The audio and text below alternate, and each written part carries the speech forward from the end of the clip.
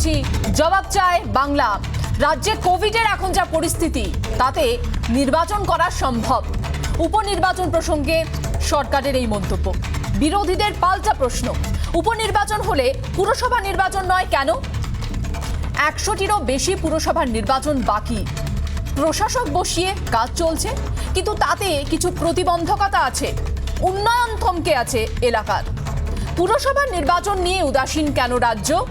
পুরসভার ক্ষেত্রে উদাসীনতা আর উপনির্বাচনের ক্ষেত্রে তাড়াহুড়োর কারণ কি রাজনৈতিক লাভ? আজ শুধু আমি নই, এ প্রশ্নের জবাব চায় বাংলা।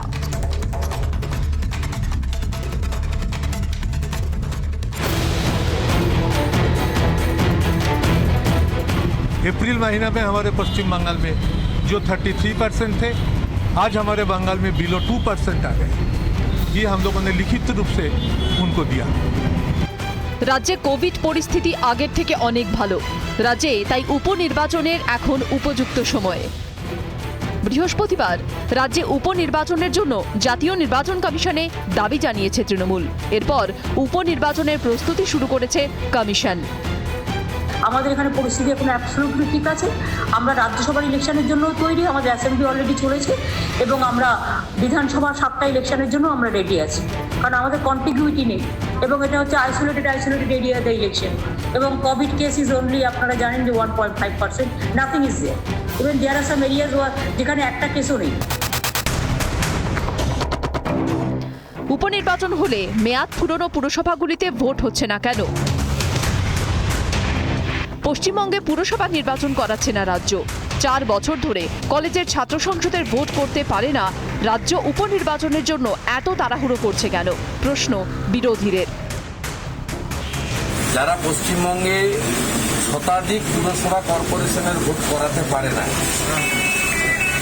তারা যারা এখনো গত 15 তারিখে যে সার্কুলার দিয়েছে কোভিডের, তাতে বলছে লোকাল ট্রেন বন্ধ। লোকাল ট্রেন যারা চালাতে পারছে না তারা ইলেকশন চাইছে। যদিও ফোনাফুনি করে পজিটিভের সংখ্যা কমানোর জন্য একটা মনিটরিং সেল কাজ করছে রাজ্য সরকারের। 112টি পুরবোর্ডের মেয়াদ শেষ হয়েছে। সেগুলিতে পুর ও নগরোন্নয়ন দপ্তরের তরফে বসানো হয়েছে প্রশাসকদের। পুর প্রশাসকের নেতৃত্বে বাকি ওয়ার্ড কোঅর্ডিনেটরদের নিয়ে গঠন করা হয়েছে বোর্ড অফ অ্যাডমিনিস্ট্রেশন। ইতিমধ্যেই মেয়াদ উত্তীর্ণ শিলিগুড়ি মহকুমা পরিষদের নির্বাচন চেয়ে পঞ্চায়েত মন্ত্রী সুব্রত মুখোপাধ্যায়কে চিঠি দিয়েছে বামফ্রন্ট।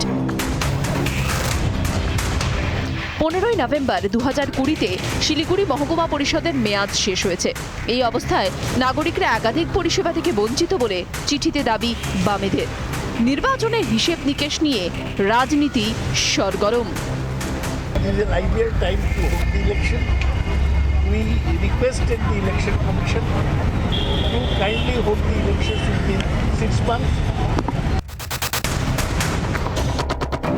উপনির্বাচনের জন্য চাপ সৃষ্টি করতে পারলে পুরো নির্বাচনের নয় কেন? রাজনৈতিক লাভই কি নির্বাচনের নির্ণায়ক? প্রশ্ন রাজনৈতিক মহলে। রিপাবলিক বাংলা।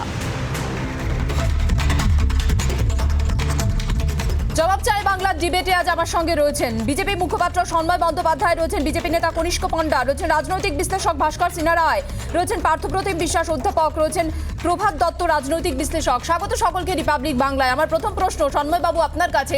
পুরসভার নির্বাচন তো নিশ্চয়ই দরকার, তার পাশাপাশি উপনির্বাচনটাও তো দরকার। পুরসভার নির্বাচন নিয়ে প্রশ্ন তুলবেন, কিন্তু উপনির্বাচন যে রাজ্য চাইছে এবং উপনির্বাচনের জন্য তাড়াহুড়ো আপনারা অভিযোগ করছেন, উপনির্বাচনের প্রয়োজনীয়তাও তো আছে। না, উপনির্বাচনের প্রয়োজনীয়তা অবশ্যই আছে, সেটা তো আমরা অস্বীকার করছি না, কিন্তু রাজনৈতিক পরিবেশ এবং একই সঙ্গে প্রশাসনিক পরিবেশটা আছে কিনা। কেননা আপনারা সবাই জানেন এখনো প্রায় 20,000-এর ওপর মানুষ এই পশ্চিমবঙ্গে ঘরছাড়া হয়ে রয়েছে।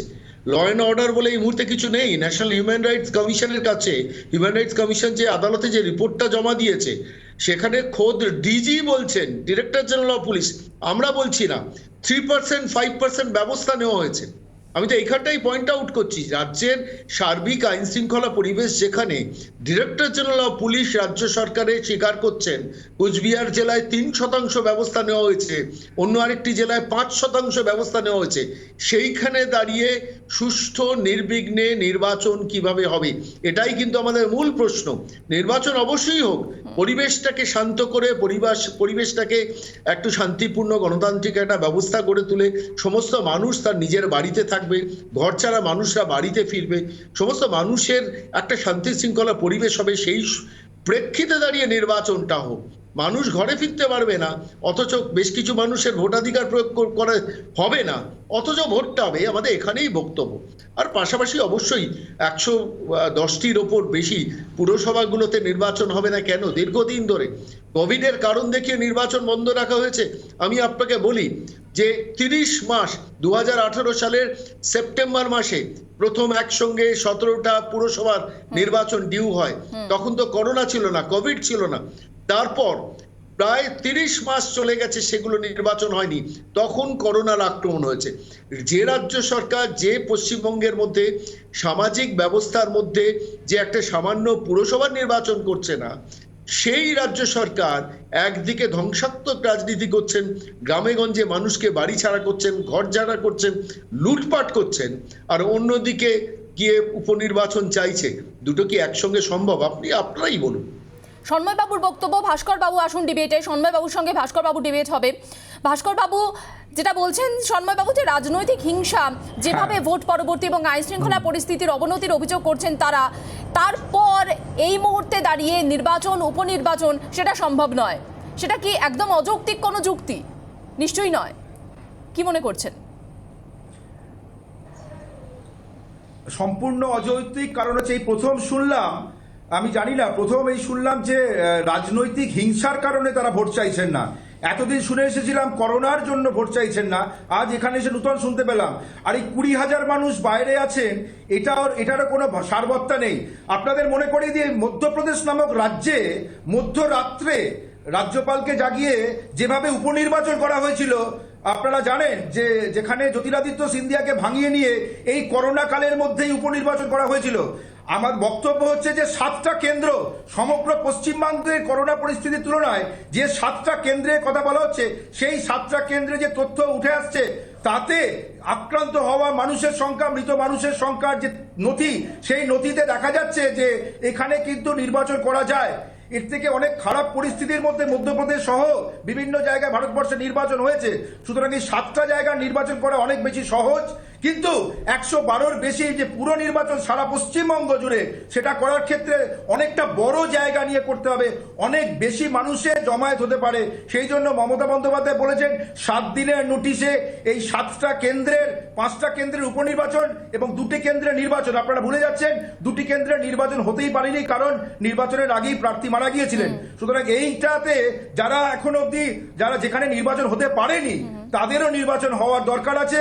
এবং যেখানে যারা এখানে নির্বাচনের পরে নির্বাচিত প্রতিনিধিদের পাচ্ছেন না, এমএলএদের পাচ্ছেন না, তাদের কথা চিন্তা করে প্রাথমিকভাবে আপনারাই তো বলছেন, শাসক দলের পক্ষ থেকে ভাস্করবাবু বলা হচ্ছে যে কোভিড পরিস্থিতি এখন অনেকটাই নিয়ন্ত্রণে, ভাস্করবাবু কোভিড পরিস্থিতি এখন অনেকটাই নিয়ন্ত্রণে, তার পাশাপাশি বিভিন্ন এলাকার উন্নয়ন, যেটা আমরা জানি যে প্রশাসক একটা কাজ ঠেকানোর জায়গা, যে কাজ চালানোর জন্য রয়েছে প্রশাসক, কিন্তু ভাস্করবাবু বিভিন্ন বিল আটকে রয়েছে, মানুষের স্বার্থে উন্নয়ন আটকে রয়েছে। নির্বাচন করা সেটা কি এক? ভাস্করবাবু, মানুষের স্বার্থ জড়িত কাজ আটকে রয়েছে, এলাকার উন্নয়ন আটকে রয়েছে পুরসভা নির্বাচন না করলে, তাহলে পুরসভা নির্বাচনে এত অনিয়ম কেন? কিন্তু প্রাথমিকভাবে প্রথমে করা উচিত নিশ্চয়ই সারা পশ্চিমবঙ্গ জুড়ে একটা অবস্থা। আপনারা জানেন 8 দফা নির্বাচন করার পরে কি অবস্থা হয়েছিল। সুতরাং এখানে 7টা কেন্দ্রে নির্বাচন করা সহজ নাকি সারা পশ্চিমবঙ্গ জুড়ে নির্বাচন করা সহজ? আমি এই প্রশ্নটা আপনাদের এখানে পড়লাম। ভাস্করবাবু, আমি খুব সংক্ষেপে করোনা সংক্রমণ যদি সব ঠিক হয়ে গিয়ে থাকে বা অনেকটা কন্ট্রোলে আসে, তাহলে লোকাল ট্রেনগুলো চালু করছেন না কেন? লোকাল ট্রেন চালু করতে অসুবিধা কোথায়? এক। দ্বিতীয়ত হচ্ছে, আমি আবারও বলছি, ধরুন আমি যে অঞ্চলে থাকি সেই অঞ্চলে আপনার এই প্রশ্নের কোনো মানেই হয় না।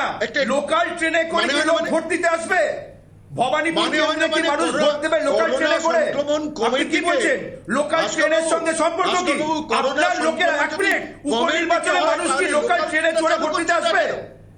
তার মানে কি Staff ভবানীপুর special কেন্দ্রে ট্রেনে লোকাল ট্রেনে করে ভোট মানুষ দিতে চড়া আসবে? মানুষ যাচ্ছে। খড়দা কেন্দ্রে লোকাল সেটা ট্রেনে করে ভোট দিতে চোখে আসবে পড়ছে ভোটাররা? না। ভোটাররা লোকাল ট্রেনে করে আসবে না, ভোটাররা ওই কেন্দ্রেই থাকেন, তারা ওখানকার আরে বাসিন্দা। লোকাল ট্রেনের লোকাল কথা ট্রেনের নয়। সঙ্গে লোকাল আমার ট্রেন সারা staff- ভারতবর্ষে চলছে না, ভাস্করবাবু, সারা ভাস্করবাবু, ভারতবর্ষে আপনি লোকাল তো ট্রেন বন্ধ। চড়েন না, স্টাফ স্পেশাল নির্বাচনের সঙ্গে লোকাল ট্রেনের সম্পর্কটা বলুন। আপনি জানেন না না, নির্বাচনের সঙ্গে লোকাল ট্রেনের সম্পর্কটা বলতে হবে আপনাকে।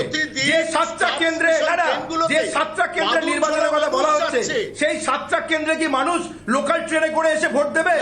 আপনাকে জানতে চাই। যদি করোনা সংক্রমণ কম হয় তাহলে ট্রেনটাকে দয়া করে চালু করে দিন। আর আইন শৃঙ্খলার কথা আমি একটু আরেকবার বলি, আপনাকে স্মরণ করিয়ে দিই, ন্যাশনাল হিউম্যান রাইটস ট্রেন চালনা করার জন্য ট্রেন চালনা করা কিভাবে হবে না হবে সেটা বিশেষজ্ঞদের সঙ্গে মত নিয়ে করা হবে, বিশেষজ্ঞদের সঙ্গে কথা বলে করা হবে। সুতরাং এই সাতটা কেন্দ্রের নির্বাচন নিয়ে আপনারা যেরকম ভাবে গড়িমসি করছেন, আপনারা সাতটা কেন্দ্রের নির্বাচন চাইছেন বলে শুনেছিলাম। শুনুন সন্ময় বাবুর আরেকটা প্রশ্ন রয়েছে।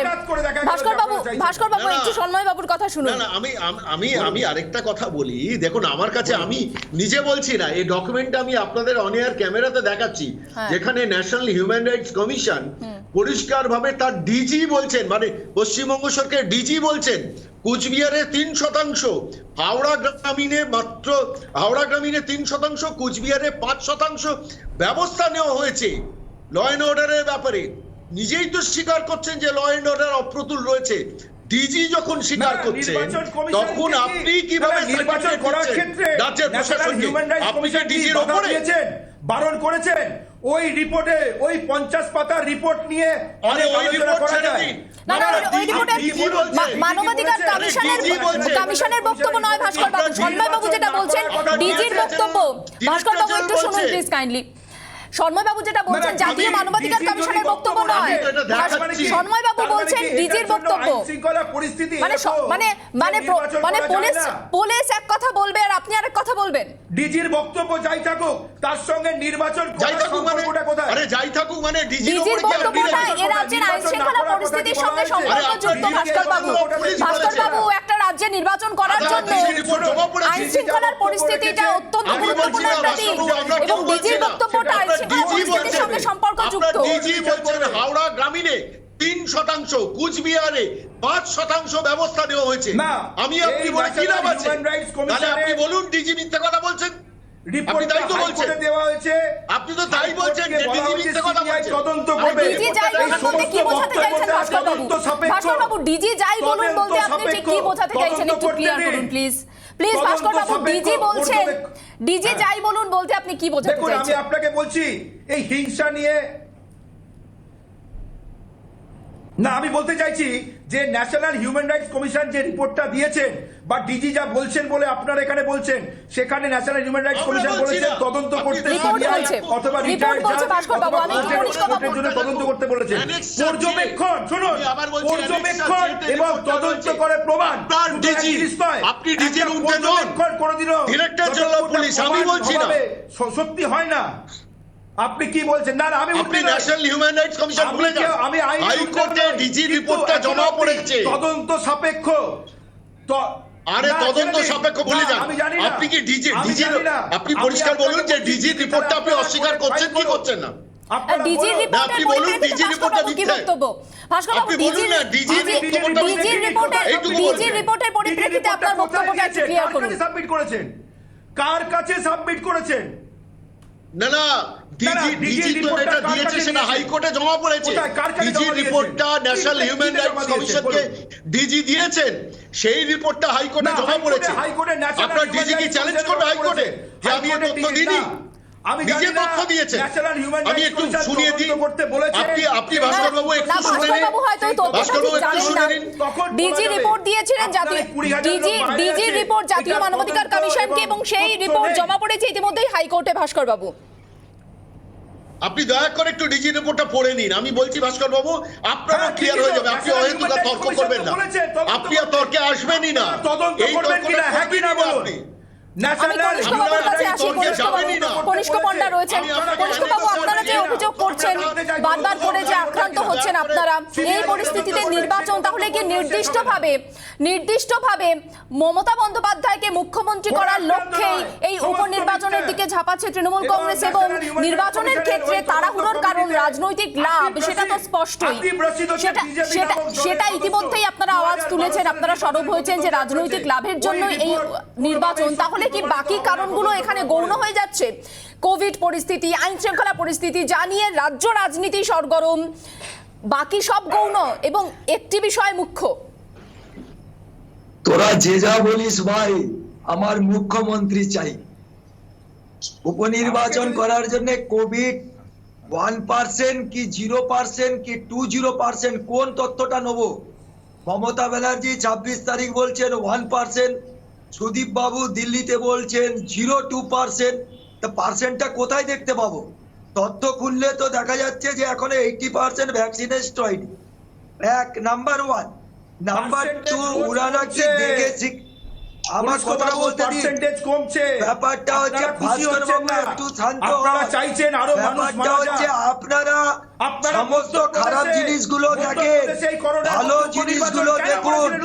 উত্তরাখণ্ডের রাওয়াত মুখ্যমন্ত্রী ত্যাগ করে পুষ্কর সিং ধামি হয়েছে। কেরালায় পরীক্ষা হয়েছে, কেরালায় পরীক্ষা হয়েছে, আপনাদের এখানে পরীক্ষা হয়নি। জঙ্গি দুয়ারে এসছে, দুয়ারে জঙ্গি।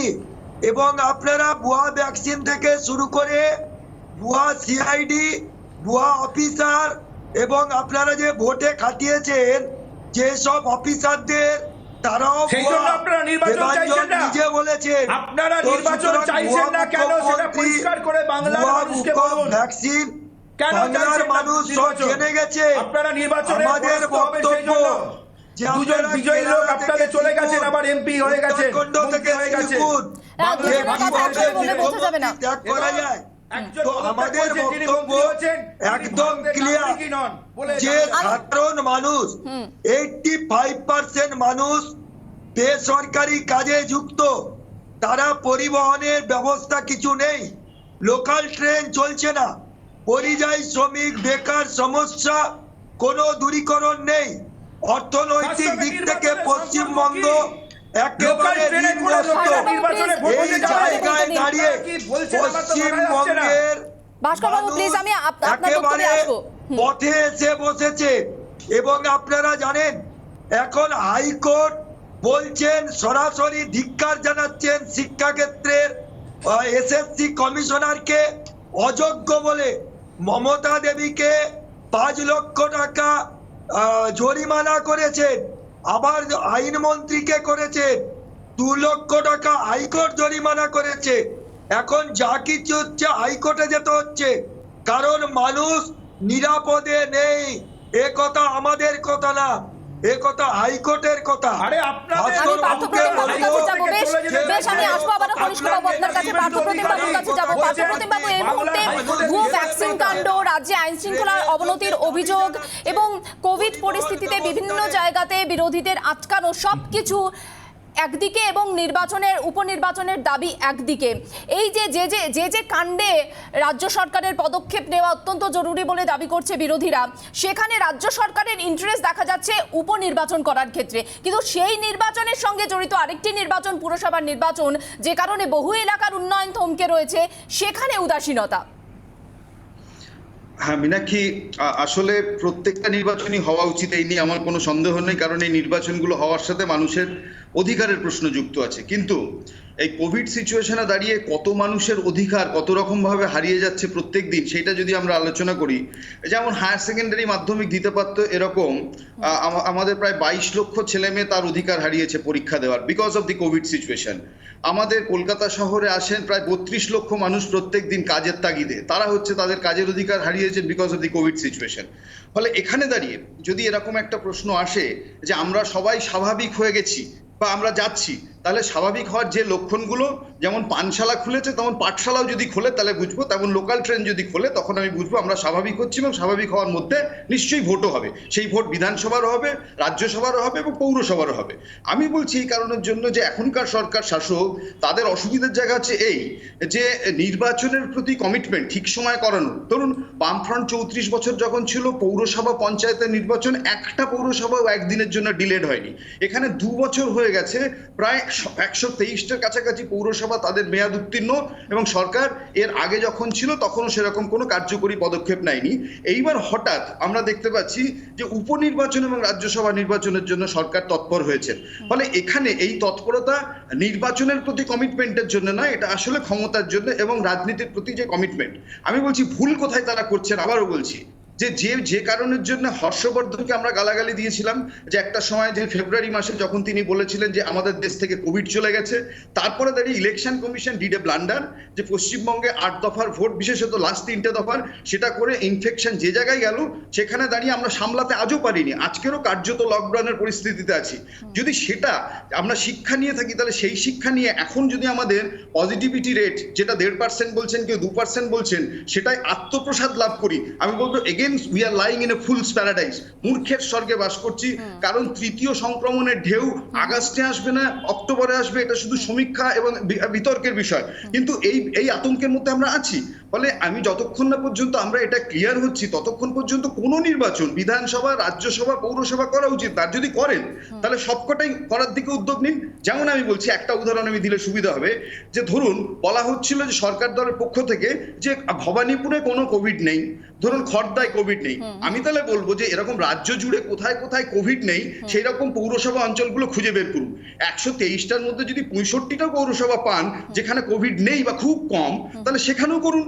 একই সাথে 7টা উপনির্বাচনের সাথে সেই 65খানা পৌরসভা নির্বাচন করুন। সবগুলো না পারলে আমরা অসুবিধাটা কোথায়? আমরা সেখানে সদিচ্ছাটা প্রমাণিত হবে, এইটুকুই আমি বলতে পারি। পিনাকি, বেশ, আমি প্রভাত বাবুর কাছে যাব। প্রভাত বাবু, জলে ভর্তি কলকাতার মানুষ জলে থাকে এবং এখনো জল নামেনি, এবং গঙ্গার একটা পাড় পুরোপুরি জবরদখল হয়ে গেছে। যেখান দিয়ে জল যায়, আমি আসবো কনিষ্ক বাবু আপনার কাছে, দেখবে আসবো কনিষ্ক বাবু আপনার কাছে। আমি প্রভাত বাবুর কাছে যাব। প্রভাত বাবু, এখন বর্তমানে যা পরিস্থিতি, একদিকে কোভিড কাঁটা, অন্যদিকে এই রাজ্যে বিশেষ করে রাজনৈতিক হিংসার অভিযোগ, যে অভিযোগকে কার্যত উড়িয়ে দিচ্ছে শাসক দল, কিন্তু নির্বাচন করার ক্ষেত্রে তাদের ইন্টারেস্টের জায়গা জাতীয় নির্বাচন কমিশনে গিয়ে তারা জানিয়েছে। সেক্ষেত্রে মাদ্রাজ হাইকোর্টের রায়ের কথাও তারা বলছে নির্বাচন করার ক্ষেত্রে। সেই ক্ষেত্রে দাঁড়িয়ে প্রভাত বাবু, এই সিচুয়েশন যেটা উপযুক্ত সময় বলা হচ্ছে সরকারের পক্ষ থেকে নির্বাচন করার জন্য, মুখ্যমন্ত্রী মমতা বন্দ্যোপাধ্যায় নিজে বলছেন উপযুক্ত সময় এখন নির্বাচন করার, আপনার কি মনে হয় বর্তমান রাজ্যে যে পরিস্থিতি, এই নির্বাচন করার ক্ষেত্রে উপযুক্ত সময়? নির্বাচন তো গণতান্ত্রিক ব্যবস্থার প্রাণবায়ু, সুতরাং নির্বাচন ছাড়া গণতান্ত্রিক ব্যবস্থা যথাযথভাবে গড়ে উঠতে পারে না। এবং আমাদের দেশে একটা ত্রিস্তরীয় গণতান্ত্রিক ব্যবস্থা 1992 সালের সংবিধান সংশোধন হওয়ার পরে তৈরি হয়েছে। আমাদের রাজ্য কেন্দ্রের নির্বাচন জাতীয় নির্বাচন কমিশনের হাতে, এবং পঞ্চায়েত পৌরসভার নির্বাচন রাজ্য নির্বাচন কমিশনের হাতে। পৌরসভার 1992 সালে যখন সংবিধান সংশোধন করা হয়, তখন মূল বিষয়টা ছিল যে নির্বাচন নিয়মিত হচ্ছিল না, সুতরাং নির্বাচন নিয়মিতকরণের জন্য সংবিধান সংশোধন করে একটি ব্যবস্থা সংবিধানের মধ্যে রাখা হলো, আইনের মধ্যে রাখা হলো, সাংবিধানিক আইনের মধ্যে, যাতে করে নিয়মিত নির্বাচন হয়। এবং নিয়মিত নির্বাচন না হওয়ার পিছনে যে কারণগুলো অতীতে আমরা দেখেছি রাজ্যে রাজ্যে, একটা ছিল আইনি জটিলতা, সাম্প্রতিককালে তার সঙ্গে জুড়েছে কোভিড। আমরা যদি বিশ্বের অবস্থা দেখি তাহলে দেখতে পাবো যে 125টি দেশে কোভিড থাকা সত্ত্বেও নির্বাচন হয়েছে, এবং 78টি দেশে কোভিড থাকার জন্য নির্বাচন হয়নি। অর্থাৎ কোভিড থাকা সত্ত্বেও নির্বাচন হচ্ছে, এবং কোভিড যেখানে নেই সেখানে নির্বাচন হয়েছে। সুতরাং আমি যেটা বলার চেষ্টা করছি সেটা হচ্ছে এই, যে আমাদের স্থানীয় সরকারের গুরুত্ব কোনোভাবেই রাজ্য সরকার বা কেন্দ্র সরকার থেকে কম নয়। কারণ স্থানীয় সরকার হচ্ছে জনগণের দোরগোড়ার সরকার, এবং স্থানীয় সরকার সংবিধান সংশোধনের ফলে একটি বিশেষ পবিত্রতা পেয়েছে। স্থানীয় সরকারকে বলা হচ্ছে এটা হচ্ছে উন্নয়ন এবং পরিকল্পনার হাতিয়ার, এবং স্থানীয় সরকার হচ্ছে স্বশাসনের প্রতিষ্ঠান। সুতরাং স্থানীয় সরকারের নির্বাচনটা কোনো অংশেই জাতীয় বা রাজ্য নির্বাচনের থেকে কম গুরুত্বপূর্ণ নয়। আমি মনে করি যদি নির্বাচন রাজ্যে করতে হয় তাহলে স্থানীয় সরকারের নির্বাচনে অগ্রাধিকার দেওয়া উচিত সমানভাবে। রাজ্যের নির্বাচনও করা জরুরি, কারণ সাংবিধানিক বাধ্যবাধকতা আছে। আমাদের মাননীয় মুখ্যমন্ত্রী মমতা ব্যানার্জিকে 6 মাসের মধ্যে নির্বাচিত হতে হবে, এবং তিনি মুখ্যমন্ত্রী তো স্বেচ্ছায় হননি, তার দল সংখ্যাগরিষ্ঠতা পেয়েছে এবং তার দলের পরিষদীয় দল ঠিক করেছেন তিনি মুখ্যমন্ত্রী হবেন। সাংবিধানিক বাধ্যবাধকতা আছে, কিন্তু কোভিড কারণে নির্বাচন। হ্যাঁ, বেশ। প্রভাত বাবু, আপনার বক্তব্যে একটা জিনিস স্পষ্ট যে কোভিড সিচুয়েশন হলেও নির্বাচনটা যেখানে জরুরি সেখানে নির্বাচন করা হোক, কিন্তু কোভিডের অজুহাতে অনেক সময় নির্বাচন করার ক্ষেত্রে কোভিডের অজুহাত নেই। নির্বাচন ছাড়া অন্য সময় বিরোধীদের যখন প্রতিবাদ আন্দোলন হচ্ছে তখন কোভিডের যে কারণ সেটা দাঁড় করাচ্ছে প্রশাসন, এমনটা কিন্তু বিরোধীরা প্রশ্ন তুলছে। আমি জবাব চাই বাংলা টুইস্টে যাব এবং টুইস্টে কিছু ছবি দেখাবো, যে ছবিকে কেন্দ্র করে ইতিমধ্যে রাজনৈতিক মহল তোড়পাড়, যেখানে বলা হচ্ছে বিপর্যয় মোকাবিলা আইনে বিভিন্ন জায়গাতে বিক্ষোভ সমাবেশ সেগুলোতে নিষেধাজ্ঞা জারি করা হচ্ছে রাজ্য সরকারের পক্ষ থেকে, কারণ কোভিড রয়েছে। তাহলে যদি কোভিড থাকে, তাহলে প্রতিবাদ যদি করতে না পারে বিরোধীরা, তাহলে কোভিডের সময় নির্বাচনের জন্য কেন এত তাড়াহুড়ো এবং নির্বাচন কমিশনের দ্বারস্থ হচ্ছে তৃণমূল কংগ্রেস? আর জবাব চাই বাংলা টুইস্টে আমার প্রথম ছবি।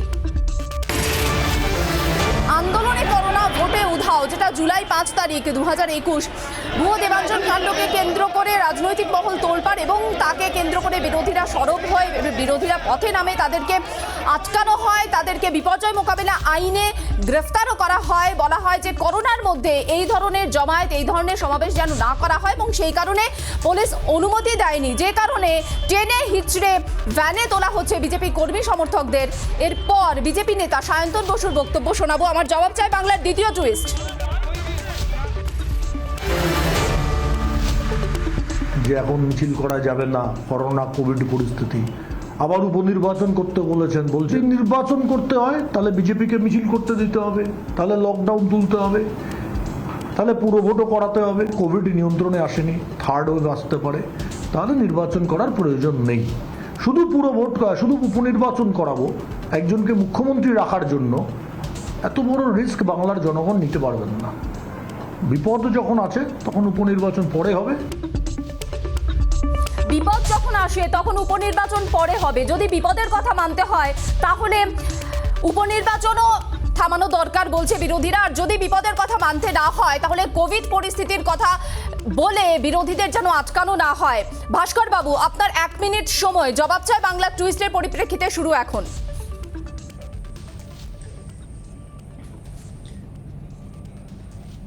বিজেপি আসলে পরাজয়ের এবং অস্তিত্বহীন হয়ে যাওয়ার ভয় পাচ্ছে। তার কারণ হচ্ছে দিলীপ বাবু বলেছিলেন আমরা নির্বাচনের জন্য প্রস্তুত, আর আজকে এখানে স্টুডিওতে শুনছি নাকি আইন শৃঙ্খলা পরিস্থিতির জন্য নির্বাচন করা যাচ্ছে না। এবং আরেকটা কথা শুনলাম আজকে সায়ন্তন বাবু বললেন যে এখানে মানুষের কোভিডের জন্য নাকি করা যাওয়া উচিত নয়। এইটা ছেড়ে দিন না নির্বাচন কমিশনের বা বিশেষজ্ঞদের ওপরে। 7টা জায়গা করা আর সমস্ত একটা রাজ্যে করার মধ্যে যে ফারাকটা, এই ফারাকটা বোঝার মতো যদি যোগ্যতা বিজেপি না থাকে, সেটা তাদের ব্যর্থতা বোঝার ক্ষেত্রে নির্বাচনে মানুষ চাইছেন যে 7টা কেন্দ্রের নির্বাচন বাকি আছে, বিধানসভা ক্ষেত্রগুলো, সেখানে নির্বাচন চান। এবং আপনারা যদি দেখেন যে এইখানে কেন্দ্রীয় নির্বাচন কমিশন এ ব্যাপারে কোনো অগ্রাহ্য করেননি, কারণ সিমিলার কাজ তারা করেছেন। মধ্যপ্রদেশের উপনির্বাচন হয়েছে এই করোনা পরিস্থিতির মধ্যেই হয়েছে, তাহলে বাংলায় কেন হবে না?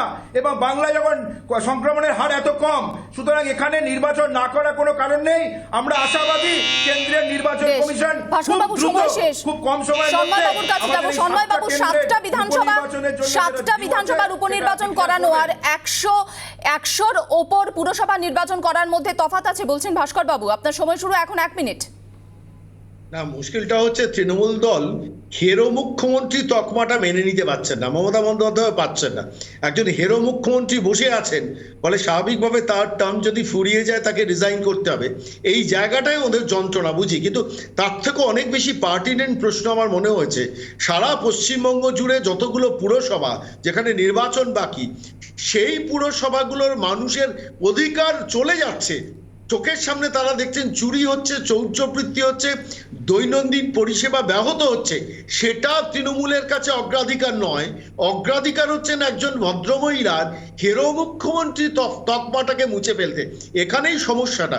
আসলে ওয়ান ওমেন শো যতদিন এই পশ্চিমবঙ্গে চলবে ততদিন পশ্চিমবঙ্গের আমজনতার নাগরিক অধিকার থেকে অনেক বেশি অধিকারটা, একজন ভদ্রমহিলার অধিকার প্রয়োগের ব্যাপারটা বা অধিকারের ব্যাপারে অনেক বেশি তৃণমূল সচেতন থাকবে। এখানেই আসলে তফাৎ। গণতান্ত্রিক ব্যবস্থার প্রতি কোনো মূল্যবোধ এই ভদ্রমহিলার নেই, এই দলটা নেই, রাষ্ট্রপতির কারণ নেই। যদি থাকতো তাহলে পশ্চিমবঙ্গের 112টা এই পুরসভা নির্বাচন এতদিনে হয়ে যেত। সন্ময়বাবু সময় শেষ হয়, পার্থপ্রতিম বাবুর কাছে যাব। জবাব চাই বাংলা টুইস্টের পরিপ্রেক্ষিতে আপনার 1 মিনিট সময় শুরু এখন। মীনাক্ষী, আমি আগেও বলেছি প্রশ্নটা কনভিনিয়েন্সের প্রশ্ন নয়, যে প্রশ্নটা হচ্ছে নীতি নৈতিকতার প্রশ্ন। অর্থাৎ 7টা বিধানসভায় করানো সুবিধা না 52খানা পৌরসভায় করানো অসুবিধা, এটা প্রশ্ন নয়। যদি মনে হয় যে রাজ্যে সংক্রমণ পরিস্থিতি নেই তাহলে হচ্ছে একটা যুক্তি, সেটা রাজ্যসভা, লোকসভা, বিধানসভা প্রত্যেকের ক্ষেত্রে খাটবে। আর যদি সেই যুক্তি না খাটে তাহলে কোথাও খাটবে না।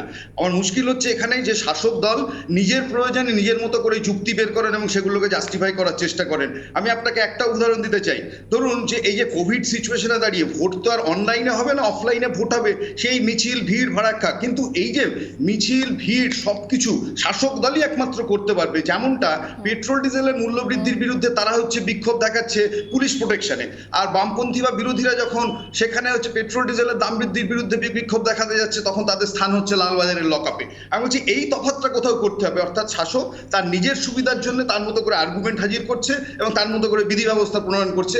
সম্ভবত ইলেকশনটাকেও তারা সেইভাবে ভাবতে চলেছে, তার মতো করে নির্বাচনটা করিয়ে নিই, 7 দিনের মধ্যে করিয়ে নিই, 5 দিনের মধ্যে করিয়ে নিই, আমায় জিততে হবে।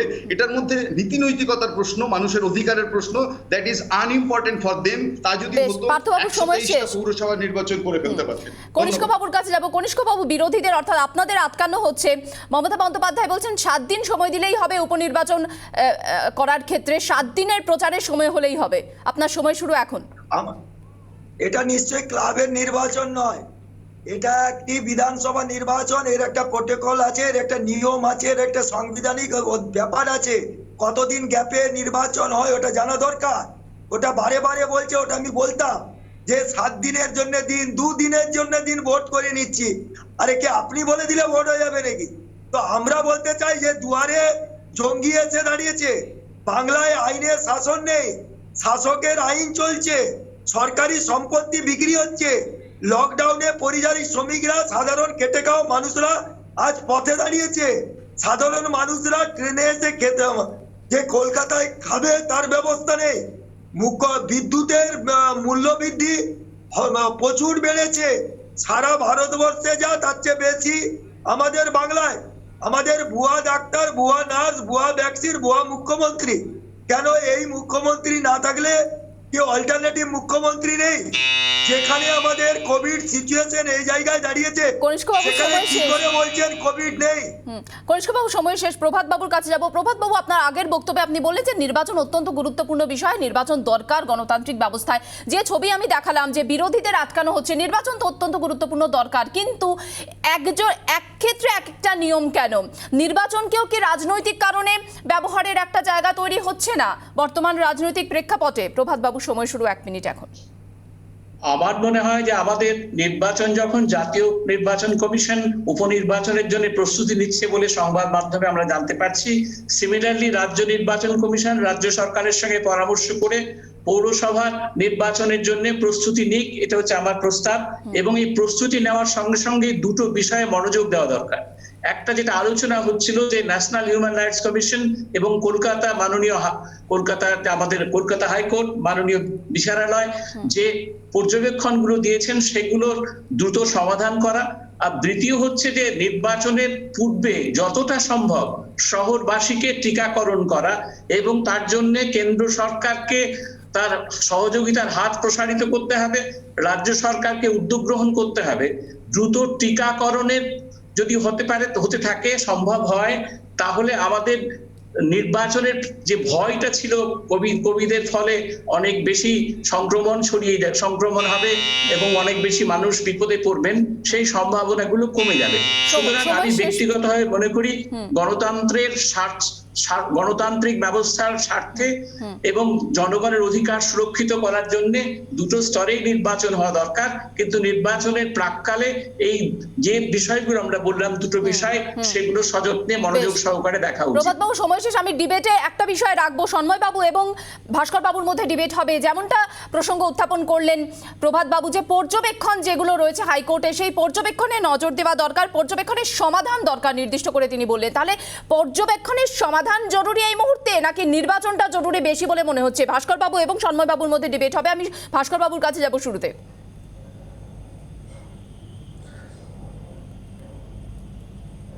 দেখুন, পর্যবেক্ষণ আর সিদ্ধান্ত নেওয়ার ক্ষেত্রে হাইকোর্টের কাছে পর্যবেক্ষণ জমা দেওয়ার পরে হাইকোর্ট সিদ্ধান্ত নেবেন যে সিবিআইকে দিয়ে কি রিটায়ার্ড জাজকে দিয়ে কিভাবে তাদের তদন্ত করাবেন।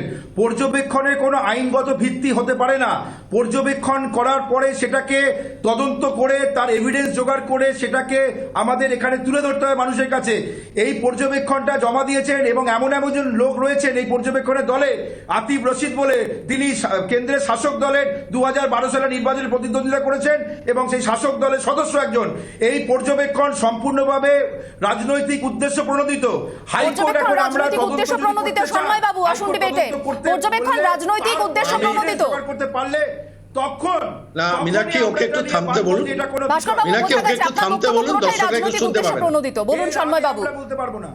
না মীনাক্ষী, আমি একটা কথা খুব পরিষ্কার বারবার প্রথম থেকে বলেছি, আবারও বলছি, রাজনৈতিক উদ্দেশ্য যে প্রণোদিত। তার কারণ হচ্ছে আরে আপনি থামুন না, আমাকে তো কারুর কথা শুনবো না, এখানেই তো বোঝা যাচ্ছে। একটু বিষয়টা শুনুন। ব্যাপারটা হচ্ছে, আমি প্রথম থেকেই একটা কথা মীনাক্ষী খুব পরিষ্কার জোর দিয়ে বলছি, পর্যবেক্ষণ রিপোর্টটাকে আমি পর্যবেক্ষণ রিপোর্ট হিসেবেই ধরছি। আদালত যা রায় দেবে সেই অনুযায়ী সিদ্ধান্ত হবে। কিন্তু আমি একটা প্রশ্নের উত্তর কিন্তু কিছুতেই পাচ্ছি না, যেখানে দাঁড়িয়ে ডিরেক্টর জেনারেল অফ পুলিশ এই রাজ্যের স্বীকারোক্তি দিচ্ছে, যে স্বীকারোক্তিটা আদালতের। আরে দাঁড়ান না, দাঁড়ান না, আরে আপনি থামুন না। আপনি যদি বলতে না দেন তাহলে আমি চুপ করে যাই। না না, আমাকে বলতে দিন না, আমার হাতে রিপোর্টটা আছে। ভাস্করবাবু, আমি রিপোর্টটা পড়ে কথা বলছি, না পড়ে বলছি না। আমি রিপোর্টটা পড়ে কথা বলছি। ডিরেক্টর জেনারেল অফ পুলিশ যে স্বীকারোক্তিটা দিয়েছে, আমি মীনাক্ষী একটু পড়ে শোনাই। কুচবিহারে, আরে আপনি শুনুন না মীনাক্ষী, আমার মনে হয় যে উনি কাউকে কথা বলতে দেবেন। এ ভদ্রলোকের রোগ হচ্ছে কাউকে কথা বলতে দেবেন। দুজনে চেঁচালে কিন্তু কারুর কথা শুনতে। মীনাক্ষী, এই ভদ্রলোকে একটু থামাও, একটু এই ভদ্রলোকে থামাও। আমি একটা কথা বলি, ব্যাপারটা হচ্ছে ডিজি যদি ভুল তথ্য দিয়ে থাকে সেটা হাইকোর্ট ডিজিকে ডেকে জিজ্ঞেস করতে পারে, যে ভাস্করবাবুর কথা অনুযায়ী যে ডিজি এসব বলেননি। ঠিক আছে, ডিজিকে কোর্ট করে যখন ডিজি দেওয়া রিপোর্ট বলা হচ্ছে 2264টা কেস শুধু কুচবিহারে রেজিস্টার্ড হয়েছে, তার মধ্যে মাত্র 5% অ্যাড্রেস হয়েছে ডিজি বলছেন।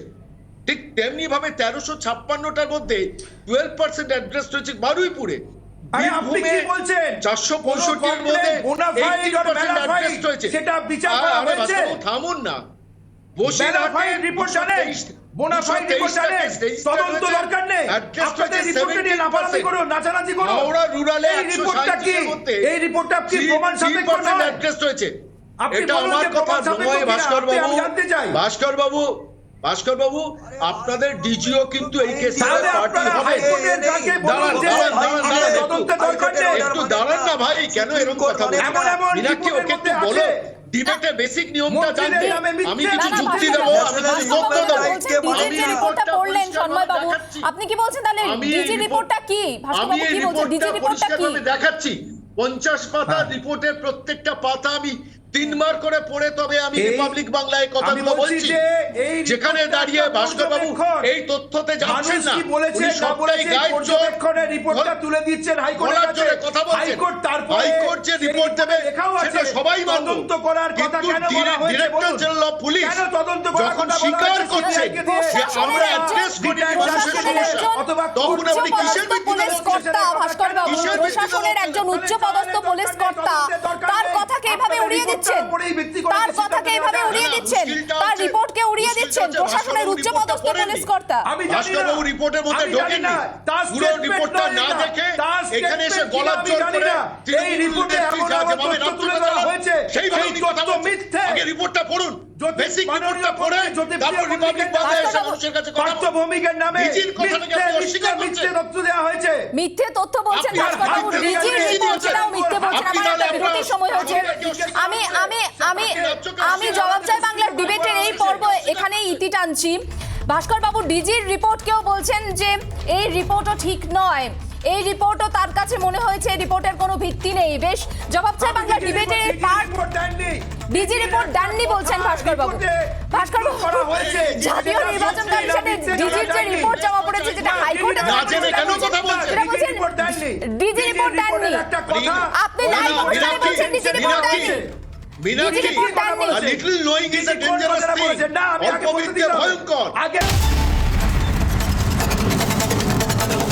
বাংলাদেশ সীমান্তে 4000 অনুপ্রবেশকারী গ্রেফতার হয়েছে বলে জানা যাচ্ছে। যে অনুপ্রবেশ এই মুহূর্তে বাংলার রাজনীতিতে অত্যন্ত গুরুত্বপূর্ণ ইস্যু, এবং বিরোধীরা বারবার সুর চড়িয়েছে এই অনুপ্রবেশকারী ইস্যু থেকে কেন্দ্র করে। এবং কিছুদিন ধরে আমরা দেখছি যে জঙ্গি সন্দেহে গ্রেফতার করা হচ্ছে কলকাতার বিভিন্ন জায়গা থেকে। শুধু কলকাতা নয়, বারাসতেও গ্রেফতার করা হয়েছে জঙ্গি সন্দেহে একজনকে। এই জঙ্গিরা অনুপ্রবেশের কারণে ঢুকছে বলে অভিযোগ বিরোধীদের। সেই অনুপ্রবেশের ক্ষেত্রে অত্যন্ত গুরুত্বপূর্ণ এই মুহূর্তে যে আপডেট জানা যাচ্ছে যে প্রায় 4000 অনুপ্রবেশকারীকে গ্রেফতার করা হয়েছে। কি বলছেন অনুপ্রবেশকারীকে গ্রেফতারের পর, কি জানানো হচ্ছে আমরা শুনবো। बल के मुस्तैद जवानों ने कुल 3984 तस्करों व घुसपैठियों को गिरफ्तार किया है और 12 घुसपैठियों अथवा तस्करों को सीमा का उल्लंघन करते हुए मुठभेड़ में मार गिराया है। इस दौरान बल के जवानों ने लगभग 24,51,000 की नकली करेंसी भारत बांग्लादेश सीमा से बरामद की है। অত্যন্ত গুরুত্বপূর্ণ ইস্যু, ভারত বাংলাদেশ সীমান্তে প্রায় 4000 অনুপ্রবেশকারীকে গ্রেফতার করা হয়েছে। আমার সঙ্গে এই মুহূর্তে সরাসরি নিউজ রুম থেকে রয়েছেন আমার সহকর্মী বিশাখা। বিশাখা, রাজনৈতিক দিক থেকে অত্যন্ত গুরুত্বপূর্ণ, যেখানে নিরাপত্তার প্রশ্ন জড়িত, জঙ্গিরাও এখান থেকে বিভিন্ন সময় গ্রেফতার হচ্ছেন। এই মুহূর্তে এই গ্রেফতারি কতটা গুরুত্বপূর্ণ এবং তাৎপর্যপূর্ণ? একদমই মিনাক্ষী, প্রথমেই যেটা বলতে হয় যে যেভাবে আমরা দেখলাম বিএসএফ এর ডিজি রাকেশ আস্থানা, তিনি যে বিএসএফ এর এই অনুষ্ঠানে যে ঘোষণাটি করলেন, যেখানে একটা খতিয়ান তুলে ধরা হলো, যে ডেটাবেস আমরা পেলাম 3984 জন অনুপ্রবেশকারীকে গ্রেফতার করেছে বিএসএফ, এবং তার মধ্যে 12 জন যারা স্মাগলার হিসেবে বা অবৈধ অনুপ্রবেশকারী হিসেবে বিভিন্ন জিনিসপত্র কাঁটাতারের ওপার থেকে যারা নিয়ে আসছিল, যেগুলো নিষিদ্ধ জিনিসপত্র, তাদেরকে এনকাউন্টারে তাদের মারা হয়েছে, তার এনকাউন্টারে তাদের মৃত্যু হয়েছে বলেও তিনি জানিয়েছেন। এবং সেই সঙ্গে আরও যে বেশ কিছু ডেটাবেস উঠে এসেছে তার কথার মধ্যে দিয়ে, তার বিবৃতির মধ্যে দিয়ে, সেখানে দেখা যাচ্ছে যে 24 লক্ষ টাকার জাল নোট ইতিমধ্যেই সিজ করা হয়েছে বিএসএফ এর তরফ থেকে। এই ভারত বাংলাদেশ সীমান্ত এলাকায় যারা অনুপ্রবেশ করছিল তাদের কাছ থেকেই সিজ করা হয়েছে এই জাল নোট, 24 লক্ষ টাকার জাল নোট। এবং পাশাপাশি যেটা দেখা যাচ্ছে যে নিষিদ্ধ মাদক, যে মাদক সন্ত্রাস নিয়ে বারবার আমরা বিভিন্ন সময় কথা বলেছি, আমরা বিভিন্ন সময় সোচ্চার হয়েছি, সেই নিষিদ্ধ মাদক নিয়েও কিন্তু এরা আসছিল। বিভিন্ন সময় যে অভিযোগগুলো ওঠে তারই খতিয়ান আজকে তুলে ধরলেন রাকেশ আস্থানা, বিএসএফ এর ডিজি। তিনি বললেন প্রায় 28 কোটি টাকার যে মাদক, নিষিদ্ধ মাদক তারা ইতিমধ্যেই সিজ করতে পেরেছেন। এবং সেই সঙ্গে বলা হয়েছে শুধুমাত্র এই মাদক বা জাল নোটই নয়, সেই সঙ্গে কিন্তু গুলি, বোমা, এই সমস্ত বিষয় উঠে এসেছে। এবং সেই সঙ্গে প্রায় 8000 রাউন্ড গুলি উদ্ধার করা হয়েছে বিএসএফ এর তরফ থেকে, সেই ডেটাবেসও কিন্তু উঠে এসেছে আজ বিএসএফ এর ডিজি রাকেশ আস্থানার কাছ থেকে। ধন্যবাদ বিশাখা। বিশাখা যে তথ্য তুলে ধরলো, অর্থাৎ অস্ত্র কিন্তু আসছে, তার কারণেই কিন্তু বিভিন্ন জায়গায় অস্ত্র ব্যবসার রমরমা, যেটা বিগত কয়েকদিন ধরে আমরা দেখেছি এ রাজ্যের ক্ষেত্রে অত্যন্ত গুরুত্বপূর্ণ একটা ইস্যু হয়েছে। সেখানে বিরোধীরাও সরব হয়েছিল, নির্বাচনের আগেও আমাদের স্টিং অপারেশনে উঠে এসেছিল যে অস্ত্র ব্যবসার রমরমা এখানে, তার যে অন্যতম কারণ অনুপ্রবেশ, সেই বিষয়টা কিন্তু ধীরে ধীরে স্পষ্ট হচ্ছে এবং এই অভিযোগ কিন্তু আরও বাড়ছে। এবং আজকের এই ঘটনাকে কেন্দ্র করে রীতিমতো তোলপাড়, যেখানে এখানে জঙ্গি গ্রেফতারের ঘটনা বাড়ছে, সেখানে প্রায় 4000 অনুপ্রবেশকারী গ্রেফতার, অত্যন্ত গুরুত্বপূর্ণ এবং তাৎপর্যপূর্ণ এই মুহূর্তে। নজর রাখবো আমার পরবর্তী খবরের দিকে। কিছুদিন আগে আমরা জানি যে ময়দানে ছিনতাইয়ের ঘটনা ঘটেছে এবং সেই ঘটনা ইতিমধ্যেই কিন্তু নড়ে চড়ে বসেছে প্রশাসন। ময়দানে ছিনতাই কাণ্ডের জেরে তৎপর হয়েছে পুলিশের পক্ষ থেকে কিন্তু জানানো হয়েছে, বিভিন্ন থানাকে সতর্ক করা হয়েছে এই ধরনের ঘটনা যাতে না ঘটে, প্রাতঃভ্রমণের জায়গাগুলিতে বিশেষ করে নিরাপত্তায় যাতে জোর দেওয়া হয় সেই বিষয়টি জানানো হয়েছে বিভিন্ন থানাকে। সরাসরি চলে যাব, আমাদের প্রতিনিধি পিঙ্কি রয়েছেন এই মুহূর্তে আমার সঙ্গে। পিঙ্কি, কি জানানো হচ্ছে কলকাতা পুলিশ সূত্রে, কি খবর পাচ্ছ?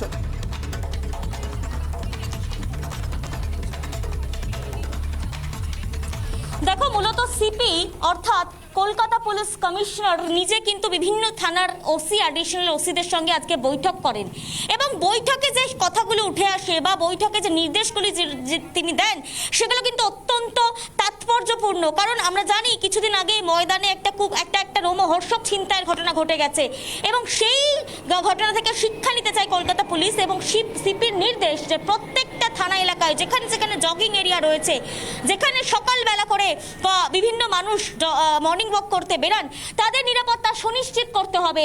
শুধু তাই নয়, বাড়াতে হবে পুলিশ ফোর্সও। কলকাতা পুলিশকে, বিশেষত পুলিশকে যাতে দূরবীন দিয়ে খুঁজতে না হয়, মানুষের প্রয়োজন পড়লেই যেন পুলিশ সেখানে পৌঁছে যান, এইরকমও কিন্তু নির্দেশ আজকে সিপি দিয়েছেন, এমন কিন্তু সূত্র মারফত খবর উঠে আসছে। একই সঙ্গে তিনি জানিয়েছেন অভিজ্ঞতা সম্পন্ন অফিসারকে দায়িত্ব নিতে হবে এবং দায়িত্ব নিয়ে এই সমস্ত জায়গায়, বিশেষত আমরা জানি রবীন্দ্র সরোবর, সল্টলেক থেকে শুরু করে বিভিন্ন যে ময়দান এলাকা, এগুলো কিন্তু জগিং এরিয়া, এই জায়গাগুলোতে পুলিশ পেট্রোলিং বাড়াতে হবে, থানার অফিসারদের পোস্টিং থাকতে হবে, পুলিশ মোতায়েন করতে হবে, ওয়াকি টকি দিয়ে নজরদারি, ওয়াকি টকি থাকতে হবে পেট্রোলিং এর জন্য।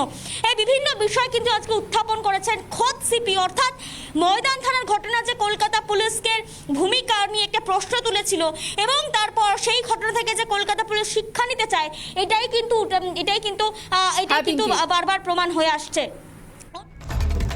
একেবারে ধন্যবাদ পিঙ্কি। পিঙ্কি যে তথ্য তুলে ধরলো, অর্থাৎ কলকাতা পুলিশের পক্ষ থেকে ইতিমধ্যেই কিন্তু জারি করা হয়েছে, নিরাপত্তায় জোর দেওয়ার কথা বলা হয়েছে এবং রিপাবলিক বাংলা যে কিছু তথ্য তুলে ধরেছিল যে প্রাতঃভ্রমণের সময় এই ধরনের ঘটনা ঘটে। আমরা এর আগে দেখেছি হাওড়াতে, আমরা দেখেছি বারাসাতে, আমরা দেখেছি সোদপুরে।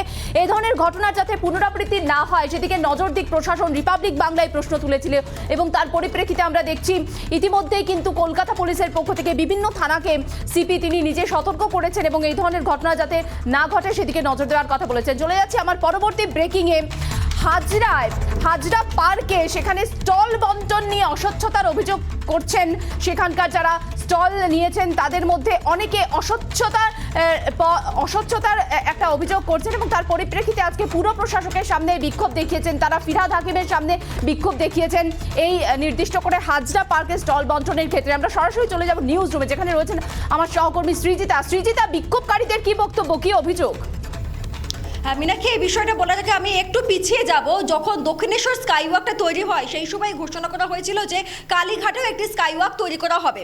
এবার স্বভাবতই কি হয়েছে যে সেই সমস্ত এলাকায় যে সমস্ত হকার স্টলগুলি ছিল, প্রচুর দোকান রয়েছে কালীঘাট চত্বরে, আমরা প্রত্যেকেই জানি, সেই সমস্ত দোকানগুলিকে তুলে নিয়ে আসার ব্যবস্থা করা হয় হাজরা পার্কে এবং সেখানেই তাদের জন্য একটি নির্দিষ্ট জায়গা তৈরি করা হয়। মোট যে 187টা দোকান, তার মধ্যে 156টা দোকান ইতিমধ্যেই তৈরি হয়ে গিয়েছে। এখন লটারির মাধ্যমে দোকান বন্টন হওয়ার কথা ছিল। সমস্যা যেখানে হচ্ছে, হকার্সদের যেটা দাবি যে যার দোকান হয়তো সামনে থাকার কথা ছিল তার দোকানটা চলে যাচ্ছে পেছনের দিকে, অর্থাৎ যেভাবে দোকান বন্টন করা হয়েছে সেখানে স্বচ্ছতার অভাব রয়েছে, এইটাই অভিযোগ রয়েছে হকার্সদের।